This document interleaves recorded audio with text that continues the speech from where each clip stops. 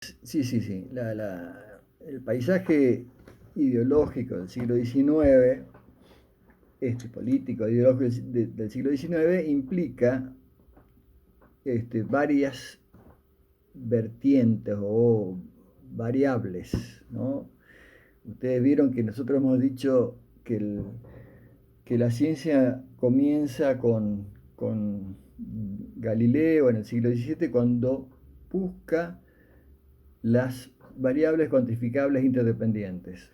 ¿Sí? No busca cosas sino las variables cuantificables interdependientes. Bueno, si nosotros analizamos el siglo XIX, no desde un nivel matemático, sino histórico, vamos a buscar también las variables interdependientes. Esas variables interdependientes son, por ejemplo, esto que habías mencionado, ¿sí? El liberalismo. ¿Qué dice el liberalismo?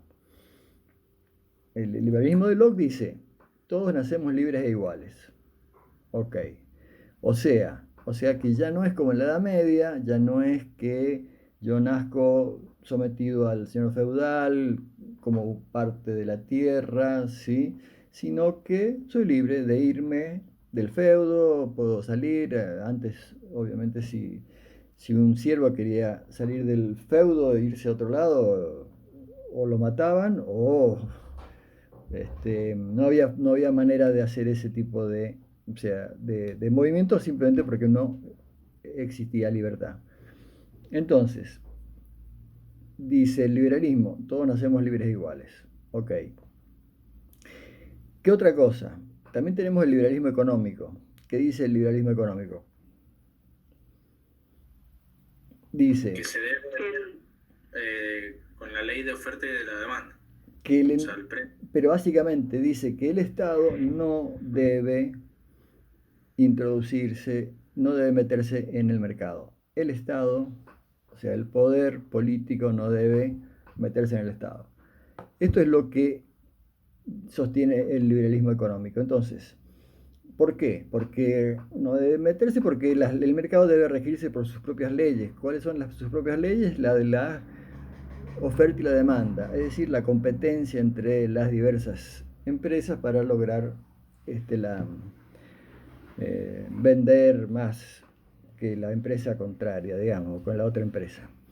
Este, entonces, eh, estos dos variantes, digamos, estas dos, perdón, variables, se conjugan también con la revolución industrial, obviamente, que hace que de repente a la producción se le agregue la máquina de vapor, es decir, de repente se empieza a producir muchísimo más, porque se tiene una máquina. La máquina produce mucha más fuerza y entonces la producción es muy superior a la que se tenía cuando se trabajaba solamente con herramientas manuales.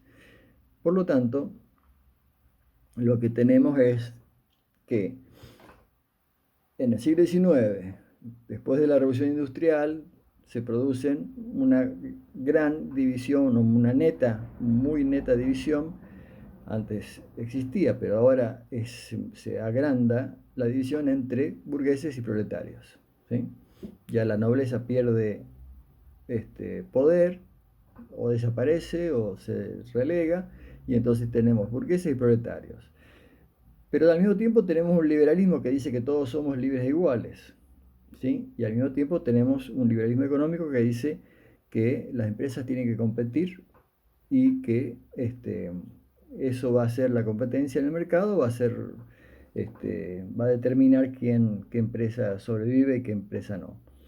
Entonces allí tenemos un tema, por eso se produce la cuestión social, porque el, el obrero ya no está dentro del feudo, ¿no? O sea, dentro de el medio de producción. ¿Sí? El obrero tiene que estar en su casa y a las 8 de la mañana o a las 6 de la mañana entra a trabajar en, en la finca o en la estancia o en la fábrica y después se vuelve a su casa. Es decir, el obrero queda absolutamente desligado de los medios de producción. ¿Está claro? Esta es la gran transformación de la modernidad o del capitalismo. Este, decíamos, en la Edad Media estaban sometidos, no eran libres, pero estaban adentro del medio de producción. Es decir, nunca se iban a morir de hambre porque cultivaban la tierra, criaban animales, tenían la leña del bosque, es decir, estaban adentro. En condiciones pueden ser penosas, pero estaban adentro, ¿sí? Estaban en el medio de producción, podían cultivar. En cambio, con la modernidad lo que pasa es esa separación, ¿no? De los obreros o de los trabajadores de los medios de producción. Ahora, si conseguís trabajo, vas a entrar a la finca a trabajar a las 8 y salir a las 6 de la tarde y listo. O sea, no podés cultivar tu comida en esa finca.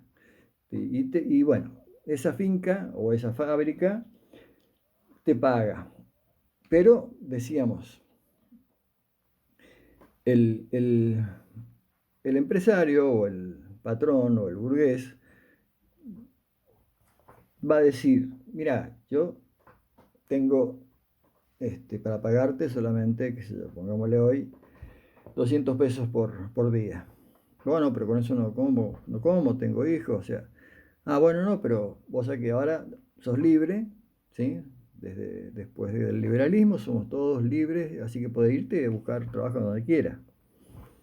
¿Ah? Estaba esa cuestión, esa libertad para el obrero, para el trabajador. La libertad en realidad le jugaba en contra en cierto sentido, ¿sí? ¿Por qué? Porque antes este, no te dejaban irte, pero tampoco te morías de hambre, de alguna manera.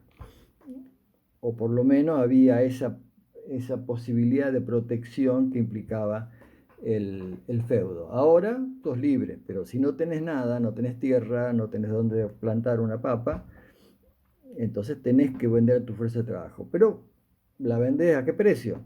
Y el empresario te dice, mira, yo tengo que competir con la otra fábrica o con la otra explotación minera o con la otra finca y yo te puedo pagar nomás 200, ¿sí? Ah, bueno, es poco.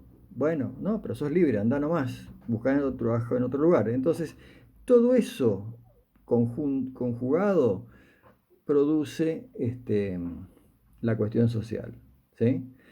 Y para salir, o para salir.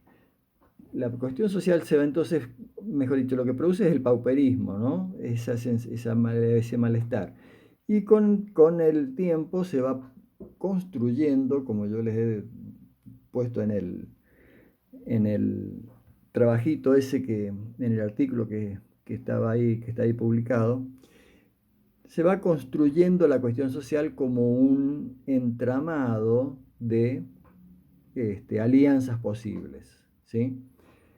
Pero que se basa en la división de clases. Está claro que hay una división de clases, hay una lucha de clases.